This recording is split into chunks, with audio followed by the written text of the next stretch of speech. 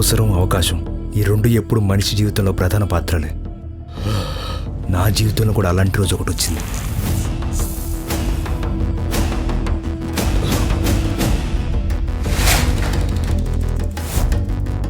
Hello Rangaji, ఈ deal ఖచ్చితంగా జరగాలి.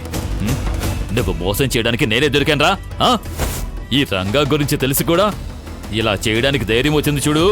అమ్మమ్మమ్మమ్మమ్మ.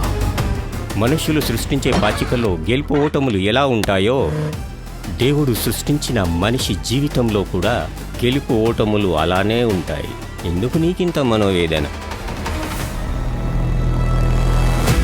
నాలాంటి వాడికి అవకాశం అంత ఈజీగా రాదు. ఒకవేళ వచ్చినా దాన్ని కూడా లాక్కోవడానికి చాలామంది చూస్తారు. అవకాశం వచ్చినప్పుడు మనల్ని వేటాడే మృగాలు మన మీదకి వస్తున్నా ఆ అవకాశాన్ని వదులుకోకూడదు. నాకు వచ్చింది కూడా అలాంటి అవకాశం. మీరు నిజంగా ఈ రంగాకి తమ్ముళ్ళే అయితే వాడిని 4 పీకిరేండ్రా.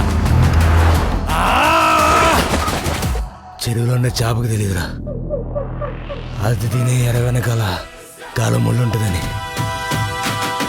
నువ్వు ఆ చేపలు అంటాడేరా. చూడు, ఆ రంగాకి నీకేంట్రా సంబంధం?